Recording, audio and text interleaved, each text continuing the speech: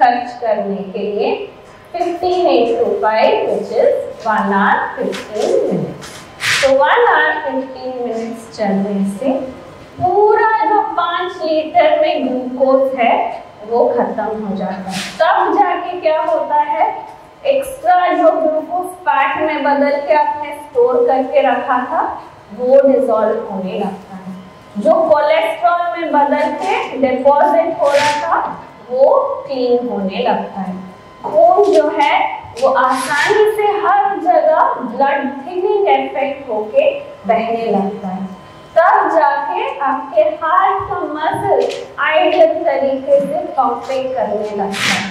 Kidneys में जो खून बहता है वो साफ होने लगता है, तो वो नेचुरल डायलिसिस होता है।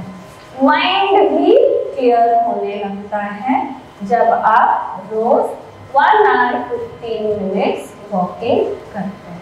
ये ऐसी चीज है जो अगर आप स्वस्थ रहना चाहते हैं तो आपको लेना ही नहीं चाहिए। Requirement of sugar is 0। तो अभी लेट्स रीफ्रेज द क्वेश्चन। कितना चीनी लेने के बावजूद आप स्वस्थ रह सकते हैं? जरूरी कितना है? 0। ओके, बिल्कुल जरूरी नहीं है चीनी, पर हम तो रोज इतना ले रहे हैं कि हम देखते हैं कि कितना लेने के बावजूद आप स्वस्थ रह सकते हैं। आंसर इज 5 ग्राम। तो अगर हमको समझना है, बीमारियों का लिस्ट तो बहुत ही लंबा है, हर कोई डिजीज के बारे में अलग से बात करना बहुत मुश्किल हो जाएगा, 1 महीना भी कम पड़ जाएगा। तो हमें समझने के लिए इनको क्लासिफाई करना है, मतलब ग्रुप बनाना है। तो अगर हमको ऐसे करना है तो हमारे जो सारी बीमारियां हैं हम उनको समझ सकते हैं 3 हेडिंग्स के नीचे। एक जो है पहला इम्बैलेंस, जो बहुत सारे बीमारियों का कारण है, वो है हमारे शरीर के अंदर जो ग्लूकोज का इम्बैलेंस हो रहा है। दूसरा सेट है हार्मोन का इम्बैलेंस, और तीसरा है माइक्रोबियल इम्बैलेंस। तो माइक्रोब मतलब जो सूक्ष्म जीवी है उनका असमतोलन। तो ये 3 जो इम्बैलेंसेस है शरीर के अंदर, जो असमतोलन है, इसके वजह से सारी बीमारियां आ रही। क्या है वो 3? Glucose imbalance, hormone imbalance and microbial imbalance. तो एक एक करके हम इन तीनों इम्बैलेंसेस को in depth from the beginning समझने की कोशिश करेंगे। तो पहला स्टार्ट करते हैं विद द ग्लूकोज इम्बैलेंस। तो ये क्या चीज है ग्लूकोज और कैसे इसका इम्बैलेंस होता है? तो ग्लूकोज का फॉर्मूला होता है C6H12O6। इसको हम ग्लूकोज करके बुलाते हैं। तो ये फॉर्म होता है फोटोसिंथेसिस रिएक्शन से। क्या है ये photosynthesis? In the presence of sun, जब सूर्य की किरणें fall on the green leaves, पत्तों के अंदर जो पेड़ या पौधे हवा से कार्बन डाइऑक्साइड को अब्सॉर्ब करते हैं और भूमि से पानी को खींचते हैं, इन दोनों को मिला के कार्बन डाइऑक्साइड प्लस वाटर कब होता है? ओनली जब सूर्य की किरणें जब है तभी ये फोटोसिंथेसिस रिएक्शन होता है। तो इन दोनों को मिलाने से तैयार होता है ग्लूकोज C6H12O6, और उसके साथ साथ रिलीज होता है ऑक्सीजन। तो ये क्या हो रहा है, सूर्य किरण में जो शक्ति है उस शक्ति को ये जो पेड़ और पौधे हैं इनको ट्रैप करके इनको ग्लूकोज के रूप में बदल देते हैं। तो हमको एनर्जी मिलता है ग्लूकोज को बर्न करने से। ग्लूकोज के इस्तेमाल से ही हमारे शरीर में एनर्जी आता है। पर डायरेक्टली हम एनर्जी सन से नहीं ले सकते।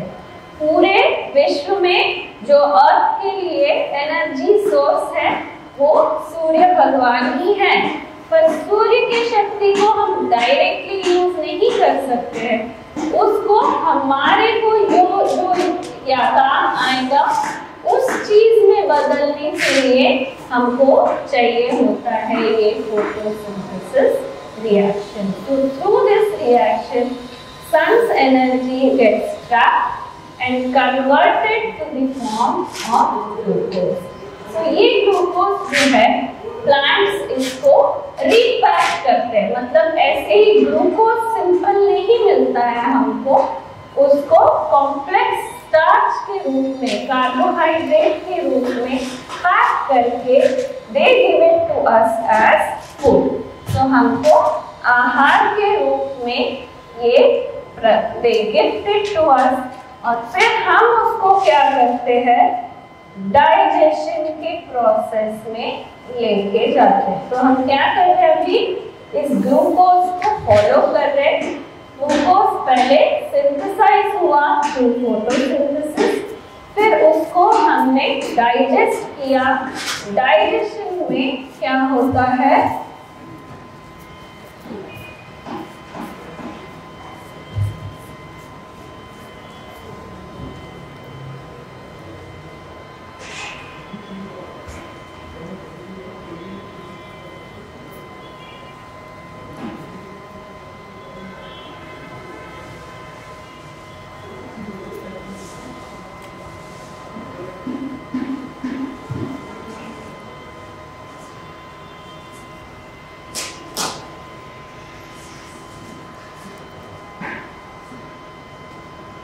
तो डाइजेशन कहाँ पे शुरू होता है, जहाँ पे हम मुंह में खाना डाल के चबा चबा के खाते हैं, वहीं से शुरू होता है डाइजेशन का प्रोसेस। तो मुंह में जो सलाइवा होता है वहां से ही एंजाइम्स निकलते हैं, तो एंजाइम डाइजेशन स्टार्ट हो जाता है मुंह के अंदर। बाद में हम उसको स्वॉलो करते हैं और फूड पहुंच जाता है स्टमक के अंदर।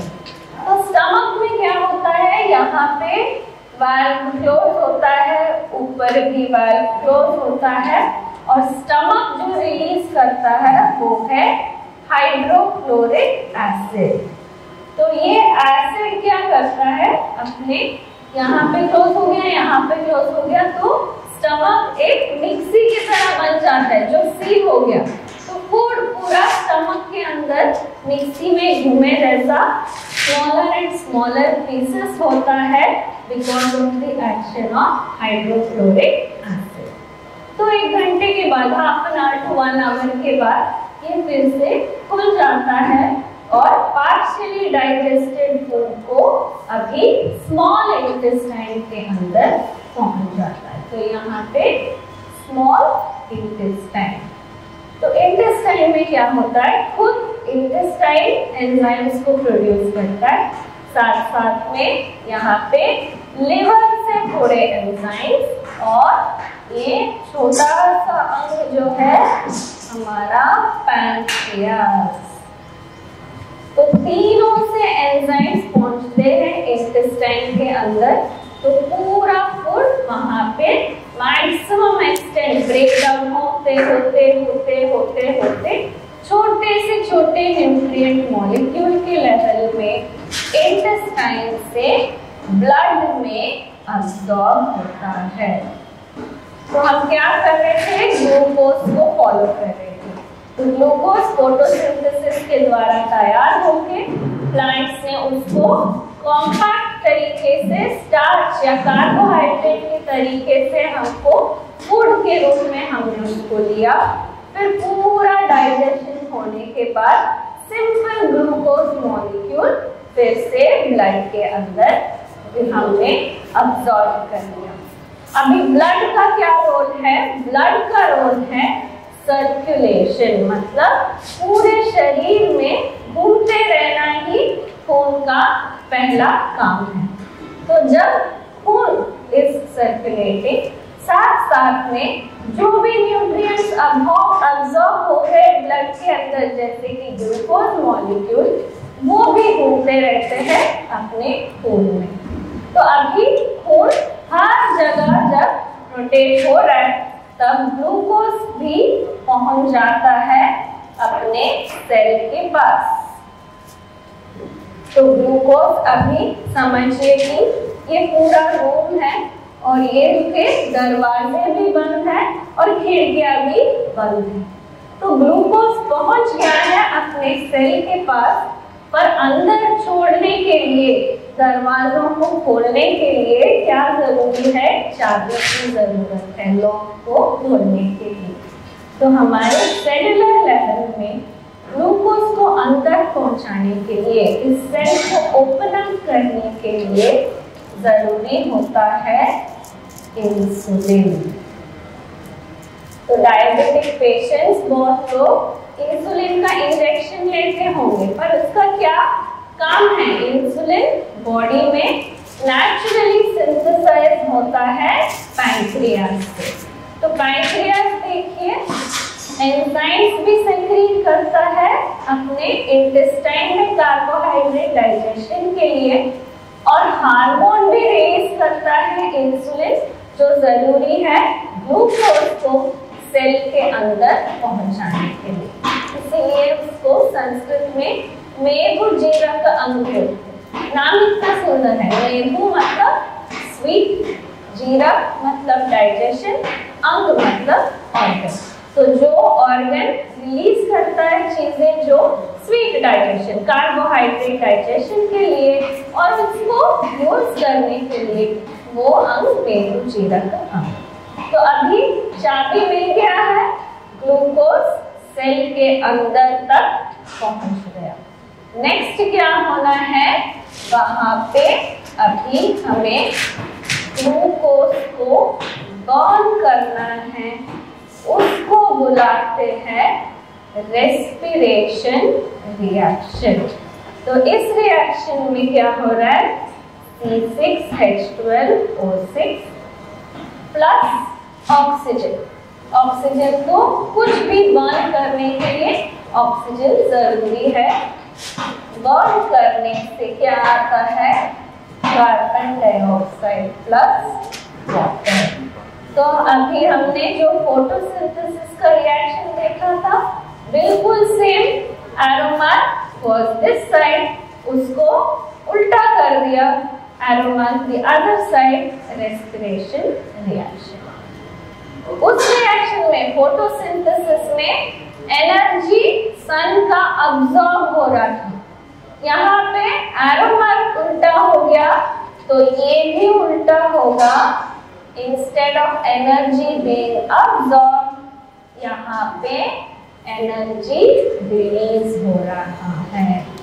तो यही एनर्जी होता है हमारे every single life of the cell. जो भी है, हमको सांस लेने के लिए एनर्जी चाहिए, वो आता है ग्लूकोज को बर्न करने से। मैं हाथ ऐसे हिला रही हूँ, एनर्जी चाहिए, वो आता है ग्लूकोज को बर्न करने से। सोने के लिए भी एनर्जी चाहिए, ब्रेन एक्टिव रहना है, हार्ट पंप करते रहना है। कहाँ से आता है वो एनर्जी? ग्लूकोज को बर्न करने से। तो the life energy is coming from burning glucose. तो ये जो ग्लूकोज है इतना इम्पोर्टेंट चीज है कि अगर ग्लूकोज नहीं है तो एनर्जी नहीं है, तो नो लाइफ। आपको शायद एक्सपीरियंस हुआ होगा, अगर बहुत वॉमिटिंग या बहुत लूज मोशन होता है तो क्या करते हैं डॉक्टर? ग्लूकोज ड्रिप्स चढ़ा देते हैं। मतलब इंस्टेंट एनर्जी के लिए, ये पूरा डाइजेशन हो के ग्लूकोज ग्लूकोज आने तक टाइम लग जाएगा, इतना टाइम नहीं है, मतलब डायरेक्ट खून के अंदर ही ग्लूकोज चढ़ा देते हैं। तो glucose is equal to energy is equal to life. तो इसका मतलब है ये चीज जो है इतना जरूरी है हमारे लिए कि इसके बगैर there is no energy, there is no life. पर यही चीज अगर ज्यादा हो जाता है इस शरीर में तो उसको हम ग्लूकोज इम्बैलेंस बोलते हैं। तो अमृत भी जो है अगर ज्यादा हो जाता है तो उसको विष में बदल जाता है। Same thing is happening in our body. The very substance which is the basis for our life, वो भी हमें कैसे चाहिए? एक बैलेंस्ड रूप में चाहिए। वो भी अगर कम होता है तो भी मुश्किल, ज्यादा होता है तो भी मुश्किल। तो ये जो ग्लूकोज इतना जरूरी चीज है वो अगर ज्यादा होता है तो ना ओनली डायबिटीज नहीं, उसी वजह से बीपी भी होता है, उसी के वजह से हार्ट अटैक भी होता है, उसी के वजह से कोलेस्ट्रॉल होता है, ओबेसिटी होता है। सारी चीजें इसी ग्लूकोज इम्बैलेंस की वजह से हो रहा है। Before we look into how it happens, let us see क्यों हो रहा है ये ग्लूकोज इम्बैलेंस। दो कारण हैं। एक तो कारण है इनपुट ज्यादा हो गया, दूसरा आउटपुट बिल्कुल नेगेटिव में चल रहा है। तो ये दो कारण होते हैं ग्लूकोज इम्बैलेंस के लिए। कैसे ग्लूकोज हमारे शरीर के अंदर इतना ज्यादा बढ़ रहा है? दो कारण। एक तो हम इनपुट मतलब जो चीजें हमारे शरीर के अंदर डालना है उसमें खूब सारा ग्लूकोज भर भर के है और जल्दी जल्दी खून में आ रहा है। दूसरा जो है, अगर हमने अभी देखा तो ग्लूकोज बर्न करने के बाद क्या होता है? एनर्जी रिलीज होता है और सेल के अंदर ये एटीपी के रूप में स्टोर होता है। बैटरी जैसा रहता है सेल्स के अंदर जहां पे एनर्जी को हम स्टोर कर सकते हैं। अभी हमने एनर्जी बना लिया, वो एटीपी के रूप में स्टोर भी हो गया, फिर क्या हुआ? और भी ग्लूकोज पहुंच गया सेल के अंदर। तो वो ग्लूकोज जाके देखता है अरे यहाँ पे तो ऑलरेडी बैटरी फुल है तो मेरा कुछ काम नहीं है, तो ग्लूकोज वापस खून के अंदर बाहर आ जाता है, क्योंकि हमको एनर्जी यूज भी करना है, उसी को हम आउटपुट बोलते हैं। पर आजकल तो हम सब इतने आलस हो गए, इतने सेडेंटरी लाइफस्टाइल में जी रहे कि आउटपुट बिल्कुल कम हो गया। Just 60 years back, average human being used to walk 18 kilometers in a day. एक दिन में एवरेज एक आदमी 18 किलोमीटर चलते थे। आज का क्या हालत है? किलोमीटर तो दूर की बात है, क्या गिन रहे हैं हम? फिटबिट हाथ पे डाल के स्टेप्स गिन रहे। 4000 स्टेप्स हमने कर लिया, मतलब हमारा फोन को नोटिफिकेशन आ जाएगा, congrats today's target you have hit करके। वो भी 4000 स्टेप्स चलने का नहीं काउंट कर रहे। सुबह उठे, बाथरूम जाके आए, दोपहर में आप गाड़ी तक पार्किंग लॉट तक चल के कार में जब चढ़े तब सारे स्टेप्स मिला के 4000 हो गया दिन में। मतलब वो बड़ा अचीवमेंट जैसा हम सोच रहे हैं। तो सोचिए कहाँ पे 4000 स्टेप्स, कहाँ पे 18 किलोमीटर। सबके लिए हमने शॉर्टकट ढूंढ लिया है, बिना मेहनत का काम चलाने का तरीका ढूंढ लिया है।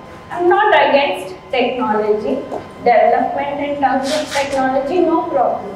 पर इस मशीन को भी थोड़ा तो यूज करना जरूरी है। Regular basis exercise is a must. तो अगर हमने रोज अपने रूटीन में थोड़ा सा एक्सरसाइज इंक्लूड कर लिया तो ये आउटपुट का तो हम सही कर सकते हैं। तो the most basic form of exercise जो हर कोई कर सकता है, जिसके लिए कोई टीचर ट्रेनर की जरूरत भी नहीं है, कोई इक्विपमेंट, कोई बड़ा हंगामा करने की भी जरूरी नहीं है। कौन सा एक्सरसाइज है? वो है सिंपल बेसिक वॉकिंग, जो आजकल हम पूरे का पूरा भूल रहे हैं। तो वॉकिंग करने से वो जो है कोई भी कर सकता है, भगवान खुद सिखा देता है। 2 साल के अंदर बच्चे वॉकिंग करना सीख जाते हैं। तो नेक्स्ट क्वेश्चन आता है, कब करना है, कितना वक्त करना है, कैसे करना है? तो तीनों का जवाब देते हैं। कब करना है? एम्प्टी स्टमक में करना है, मतलब खाने से पहले करना है वॉकिंग। खाने के बाद जो 15-20 मिनट चलने के लिए बोलते हैं, वो डाइजेशन अच्छा होने के लिए कहते हैं। खाने के एकदम बाद सो गए तो डाइजेशन ठीक से नहीं होता, उसको हम बोलते हैं स्ट्रॉल। खाने के बाद जो 10-20 मिनट ऐसे घूम के आने के लिए बोलते हैं, उसको स्ट्रॉल कहते हैं। वो वॉकिंग एक्सरसाइज नहीं होता है। एम्प्टी स्टमक में जो करते हैं खाने से पहले, वो एक्सरसाइज वॉकिंग करना जरूरी है। तो वो हो सकता है सुबह उठने के बाद बेस्ट टाइम रहेगा अर्ली मॉर्निंग वॉकिंग, क्योंकि रात भर आपने कुछ नहीं खाया। पर अगर वो नहीं हो सकता है, बहुत लोगों को ऑफिस जाना है, बच्चों को स्कूल भेजना है, ये वो बहुत काम होता है, तो अगर सुबह नहीं हो पाया तो शाम भी ठीक है। अगर आपने 1 o'clock को लंच किया तो 5:30-6 बजे भी अच्छा टाइम होता है वॉकिंग करने के लिए। सेकेंड क्वेश्चन, कितना वक्त करना है वॉकिंग? 18 किलोमीटर तो हम कर नहीं सकते, वो बहुत दूर की बात है। तो आइडियली कितना वॉकिंग सही रहेगा? 1 hour 15 minutes। इसका भी रीजन है, क्या है? हमारे शरीर में 5 लीटर खून होता है। Average human being adult has 5 liters of blood. तो 1 लीटर में खून में जो ग्लूकोज है, उसको खर्च करने के लिए हमें 15 मिनट्स चलना पड़ता है। तो पूरा 5 लीटर का ग्लूकोज खर्च करने के लिए 15 into 5 which is 1 hour 15 minutes। तो 1 hour 15 minutes चलने से पूरा जो 5 लीटर में ग्लूकोज है वो खत्म हो जाता है। तब जाके क्या होता है, एक्स्ट्रा जो ग्लूकोज फैट में बदल के आपने स्टोर करके रखा था, वो डिसॉल्व होने लगता है। जो कोलेस्ट्रॉल में बदल के डिपॉजिट हो रहा था, वो क्लीन होने लगता है। खून जो है वो आसानी से हर जगह ब्लड थिनिंग इफेक्ट होके बहने लगता है। तब जाके आपके हार्ट का मसल आइडियल तरीके से पंपिंग करने लगता है। किडनीज में जो खून बहता है वो साफ होने लगता है, तो वो नेचुरल डायलिसिस होता है। माइंड भी क्लियर होने लगता है जब आप रोज 1 hour 15 minutes वॉकिंग करते हैं। तो हर तरीके से हर ऑर्गन के लिए सही एक्सरसाइज होता है 1 hour 15 minutes ऑफ वॉकिंग। और बिल्कुल नहीं, आपके घुटनों के लिए भी ये बेहतर है। It is the best way to resolve knee pain also by walking. हमको ये बोला जाता है कि चलने से आपके knee joints wear and tear हो रहा है, आप बिल्कुल चलो ही मत, नीचे बैठो ही मत, सिर्फ चेयर पे बैठना। 40 इयर्स होते ही हमारे इंडियन टॉयलेट गायब हो रहे, वेस्टर्न कमोड लाके घर पे हम डाल रहे, क्योंकि नीचे बैठ नहीं सकते। तो ऐसा कब से हो रहा है? पास्ट 50-60 इयर्स से हो रहा है, जब से हम स्टेप्स में चलने लगे। जब हम 60 इयर्स बैक 18 किलोमीटर डेली चलते थे, तब 90 इयर्स वाले भी नीचे सोते थे, इंडियन टॉयलेट ही यूज करते थे। तो इसमें से ही हमें पता चलता है कि वॉकिंग करने से नहीं करने से घुटनों में दर्द आ रहा है। सही तरीके से विटामिन डी और कैल्शियम नहीं मिलने से जॉइंट प्रॉब्लम हो रहा है, नॉट बिकॉज ऑफ एक्सरसाइज और वॉकिंग। ओबेसिटी होने से, वेट ज्यादा होने से घुटनों पे प्रेशर पड़ रहा है, not because of walking. Actually walking करने से अगर सर्कुलेशन इंप्रूव होता है घुटनों में, तो तब जाके रिपेयर वर्क भी चालू हो जाएगा, अपना घुटनों में जो डैमेज हुआ है वो भी करेक्ट होते जाएगा। तो walking is good even if you have knee pain. धीरे धीरे से आराम से वॉकिंग करना शुरू कीजिए। ऐसा नहीं कि कल से ही आप 1 आवर 15 मिनट्स चल पाएंगे। अभी तो हम स्टेप्स काउंट कर रहे हैं तो वो बहुत ज्यादा लगेगा, तो जितना हो सके उतने से स्टार्ट कीजिए। 20 मिनट आपको कंफर्ट होता है तो 25 मिनट्स, 5 मिनट्स एक्स्ट्रा पुश करके 25 मिनट्स रोज वॉकिंग करना है। तो एक हफ्ते के बाद, 10 दिन के बाद ऑटोमेटिकली आप 30 मिनट्स तक इजीली चल पाएंगे। ऐसे ही 10-10 दिन में 5-5 मिनट ऐड करते जाइए। 6 महीने के बाद, नहीं तो 1 साल के बाद आराम से आप 1 आवर 15 मिनट्स चल पाएंगे।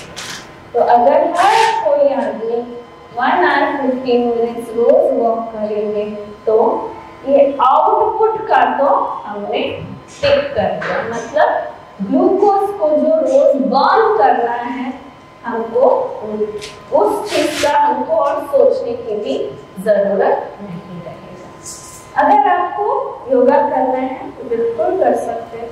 वॉकिंग के अगर आपने ऐसा सोचा कि योगा किया तो मुझे वॉकिंग नहीं करना है, वो गलत है। पहले तो हर किसी के लिए वॉकिंग जरूरी है, और जो भी है, जिम जाना है, स्विमिंग करना है, शटल बैडमिंटन खेलना है, वो सब एक्स्ट्रा अलग चीजें हैं। आप करना चाहते हैं तो कर सकते हैं, पर वॉकिंग जो है वो हर किसी के लिए जरूरी है। तो योगा में हमने मंडूकासन किया, वृक्षासन है, मत्स्यासन है, सब आसन है। मनुष्यासन कौन सा है?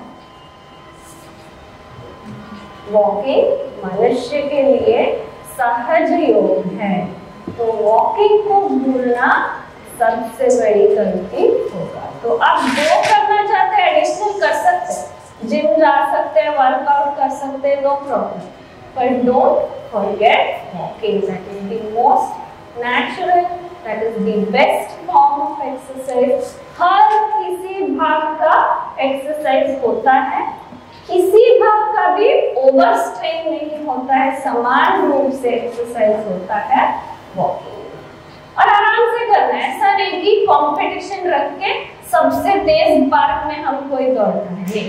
जो आपको स्पीड कंफर्टेबल लगे उस स्पीड में रोज वॉकिंग करना जरूरी है। तो it is more important to complete 1 hour 15 minutes than अच्छे से फास्ट ब्रिस्क वॉकिंग करके 20 मिनट में थक जाने से बेहतर है आराम से 1 आवर 15 मिनट्स चलना। Okay, so speed is not important, your own comfortable speed, आराम से वॉकिंग करना जरूरी है। तो ये आउटपुट का तो ठीक कर लिया हमने, अभी इनपुट के बारे में समझते हैं। ये क्या चीजें हैं जो हम मुंह में डाल रहे हैं जो ग्लूकोज इम्बैलेंस का कारण होते हैं?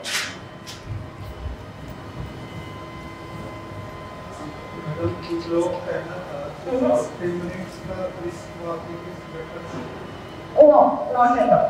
As I said, पूरा जब ग्लूकोज खत्म हो जाता है 500 लीटर खून से, तभी आपके बॉडी में वो क्लीनिंग प्रोसेस स्टार्ट होता है। जो रिजर्व था ग्लूकोज जब पूरा खत्म होता है, तब every cell in your body is asking for energy. वो नेगेटिव पोटेंशियल जनरेट होना है शरीर के अंदर, जहाँ पे हर सेल को जरूरत है ग्लूकोज का, तब जाके अपने रिजर्व से जो कोलेस्ट्रॉल में बदल गया था, जो फैट में बदल गया था, वो body will now start dissolving to again replenish the glucose. तो वो क्लीनिंग इफेक्ट जो होता है, ब्लड थिनिंग इफेक्ट जो होता है, वो सही से होता है after a long duration of sustained exercise than quick exercise. तो तब हमें इंस्टेंट एनर्जी के लिए दूसरे मेटाबॉलिज्म एक्टिवेट हो जाते हैं, जैसे कि हमारे बॉडी में एड्रेनालिन आ गया तो जल्दी से और ग्लूकोज बढ़ने लगता है, तो वो इम्बैलेंस में ऐड हो जाता है रूट कनाल की बैलेंस करने में। So slow and steady exercises help to correct glucose imbalance on a long run rather than short term way।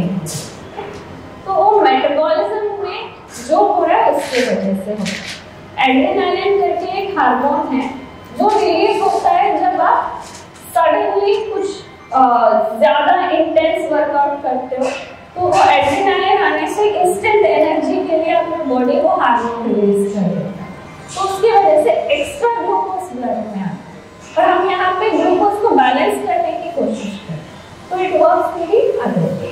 That is how sports में स्पेशली अगर वो कॉम्पिटिटिवनेस रहता है तो एड्रेनालिन ज्यादा हो जाता है। तो इसी कारण है कि स्पोर्ट्स वाले जो हमको लगता है कि बहुत एक्टिव है उनका लाइफस्टाइल, फिर भी उनको भी डायबिटीज हो रही है क्योंकि ये बैलेंस नहीं है। We'll understand a little more when we are talking about कौन से चीजें हैं जो हम मुंह में डाल रहे हैं जिसकी वजह से ये ग्लूकोज इम्बैलेंस हो रहा है। उसमें तो फर्स्ट है चीनी, शुगर। तो पहले ये समझते हैं कि दिन में हमको कितना चीनी खाना जरूरी है।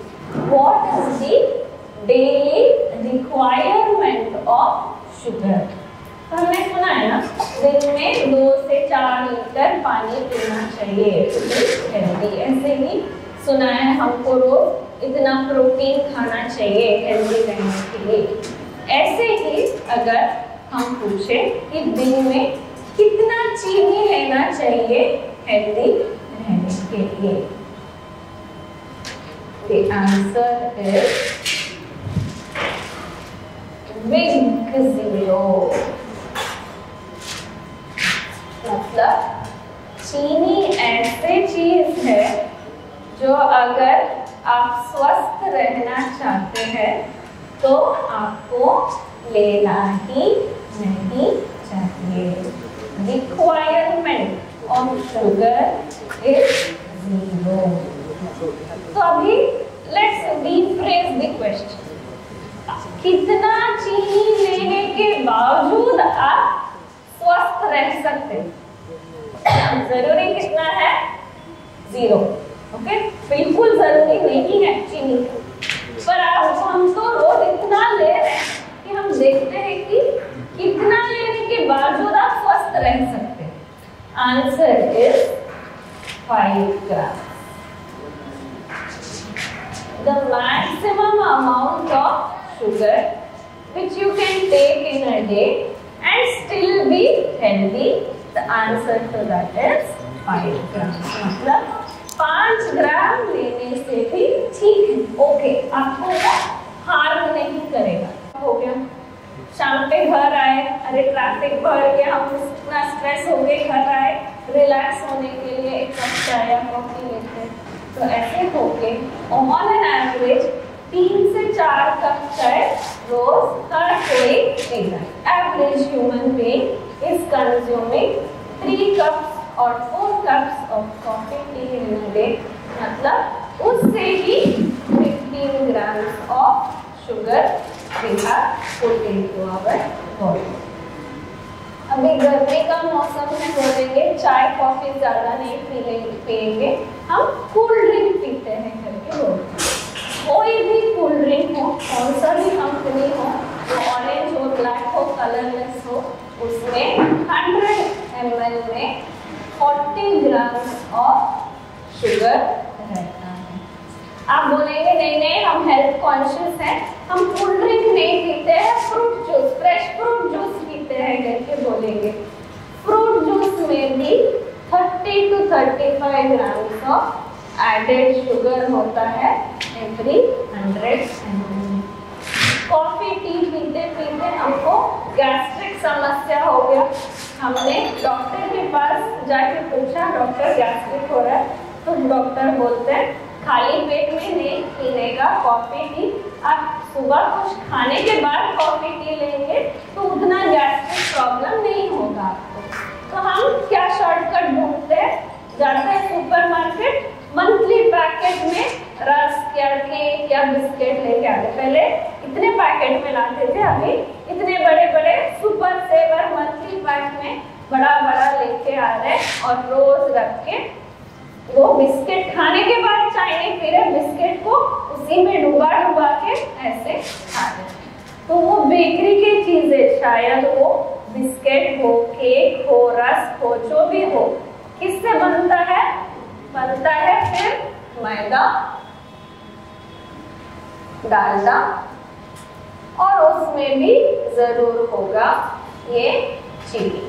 तो अगेन थ्रू बेकरी प्रोडक्ट जो भी आप लेते हो 100 ग्राम्स में another 30 to 40 grams of sugar. और भारत देश में तो त्योहारों का कुछ कम नहीं है, हर महीना कोई ना कोई त्योहार आता ही है और उसके लिए हम डब्बे डब्बे भर के स्वीट बनाते हैं। तो स्वीट वो शायद गुलाब जामुन हो, जहांगीर हो, जलेबी हो, जो भी हो, उसमें अराउंड 100 ग्राम्स में 60 ग्राम्स तक चीनी ही रहता है।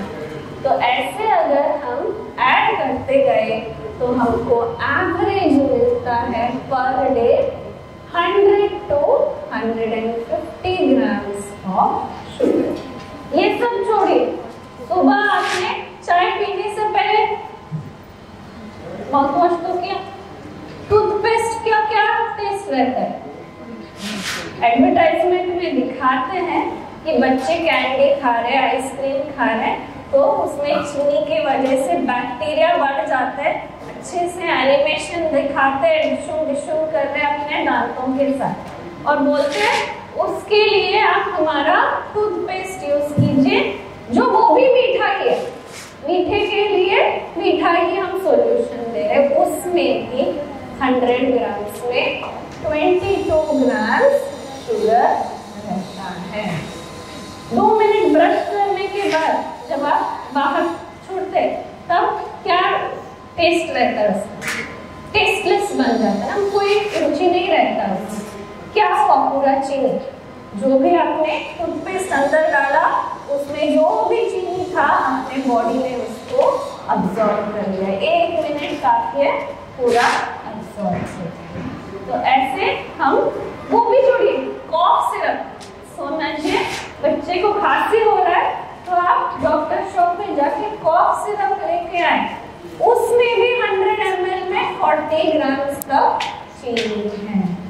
तो हमने अभी बात किया था ना ग्रीन रेवोल्यूशन के बारे में, तो फर्टिलाइजर कंपनियों ने इतना प्रमोट कर लिया शुगर केन को कि उतना सारा शुगर केन उगा रहे, कंपटीशन में उगा रहे। इस साल महाराष्ट्र ने यूपी से ज्यादा इतने टन में गन्ने ने उन्होंने प्रोड्यूस किया। नेक्स्ट ईयर कर्नाटका यूपी से ज्यादा। इस साल India highest producer, next year Brazil is higher producer. ऐसा कंपटीशन में शुगर केन इतना उगा रहे हैं कि इतना चीनी हम प्रोड्यूस कर रहे हैं कि क्या करें उसका, कि जो भी प्रोसेस्ड फूड हो, जो भी पैकेट कर रहे हैं उसमें लो ऐड कर लो, हमने यहाँ पे उगाया है तो आप उसमें चीनी डालो। 22% मिनिमम शुगर हर कोई पैकेट में होता ही है कंपल्सरी। वो शायद नमकीन क्यों ना हो, आपको रुचि में वो स्पाइसी लगेगा, नमकीन लगेगा, पर वो शुगर को दबा के रखने के लिए 22 ग्राम शुगर ऐड करके एक्स्ट्रा उसमें सॉल्ट डालेंगे, पर शुगर तो रहेगा ही रहेगा। तो उतना ज्यादा जब हम रोज रोज चीनी ले रहे, कितना लेना है? 0, जरूरी बिल्कुल नहीं है। मैक्सिमम कितना ले सकते हैं? 5 ग्राम। हम कितना ले रहे हैं? 100 to 150 ग्राम, मतलब 20 to 30 times more than the maximum limit we are consuming sugar. तो ऑटोमेटिकली हमको ग्लूकोज इम्बैलेंस हो ही जाता है। चीनी क्या है? इट इज सुक्रोज, मतलब जब हम उसको लेते हैं तो ये पूरा डाइजेस्टिव प्रोसेस होने की जरूरत नहीं है, एक ही स्टेप है, ग्लूकोज और फ्रक्टोज में बदल जाता है। तो only one step in digestion for sugar to release glucose into the blood. तो आपने यहाँ मुंह में चीनी डाला, 1 मिनट के अंदर अपने खून में ग्लूकोज का लेवल बढ़ गया। तो उसका मतलब है ग्लूकोज इम्बैलेंस शरीर में होने के लिए नंबर 1 रीजन होता है चीनी और शुगर।